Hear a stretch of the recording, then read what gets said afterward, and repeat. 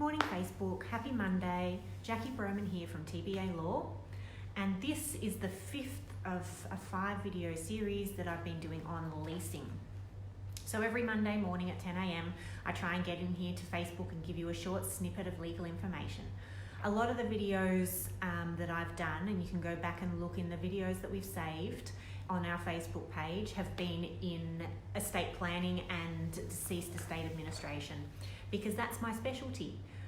But TBA Law also does a lot of property work, so I did a short series on transferring of land and conveyancing, and then I did a short 4-part series on living in your community and what the laws are around living with neighbours. And then this, like I said, is the 5th of 5 videos around leasing. So today I'm talking to you about the landlord ending a lease. So a couple of weeks ago I did the tenant's rights and obligations during a lease, and then I did how a tenant can end a lease. Last week I did the landlord's rights and obligations during a lease, and now I'm doing how a landlord can end a lease. And I'll talk about 2 different types of leasing, so residential leasing and retail leasing.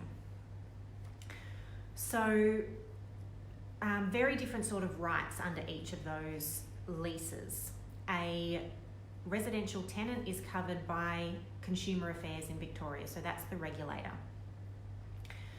So a landlord should go to the Consumer Affairs website to check out anything that they need in terms of notice periods to give a tenant notice to leave.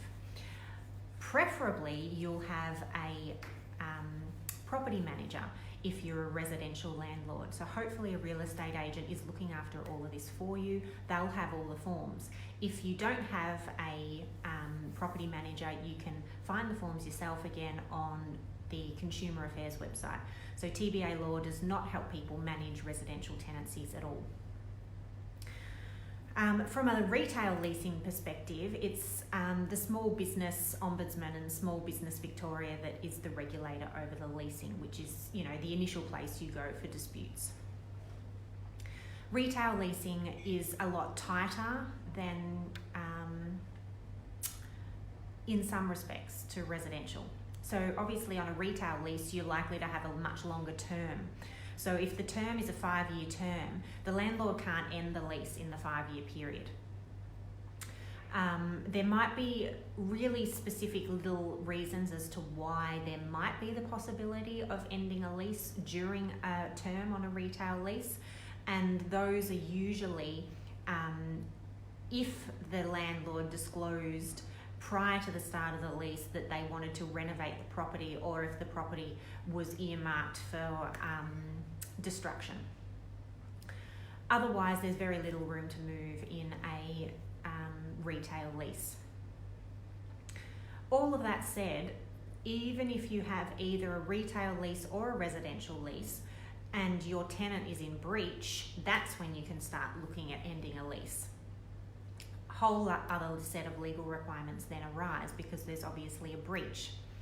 You give your tenant notice that there's a breach. If they don't rectify the notice, you can come and take possession of the property, and that ends the lease.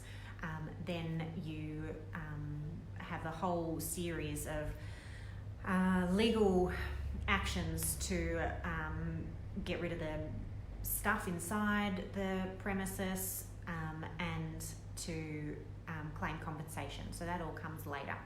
But the ending of a lease on breach under either a retail or residential lease is very similar, right? If a tenant's not paying, give them notice they're not paying. They've got 14 days to rectify. If they don't, the lease ends. You get them out.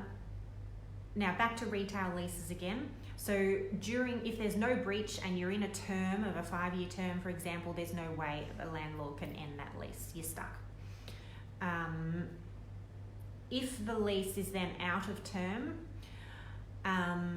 so it goes into an overholding period, which means it's a month-to-month basis. You only need to give a month's notice to end the lease.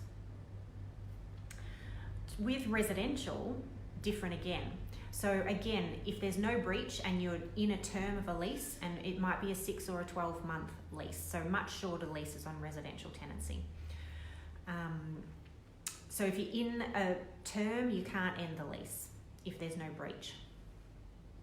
After the term has finished,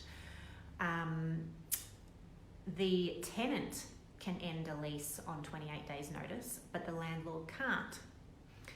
There are a whole different series of periods on the Consumer Affairs website about how much notice a landlord has to give to end a lease, depending on why they're wanting to end it. Generally, think 60 days. 90 days if it's because you want to move back into the property. 60 days if it's being sold. 60 days if it's to renovate. But basically think 60 days primarily. 14 days if there's a breach. 60 days otherwise. All right. So there you go. It's fairly short and sweet. Landlord ending a lease. You can end a lease if there's a breach. If there's no breach, you have to wait till the term of the lease is finished, and then you can give notice after the term is finished, and you have to work out the specific time frame that you need to give notice.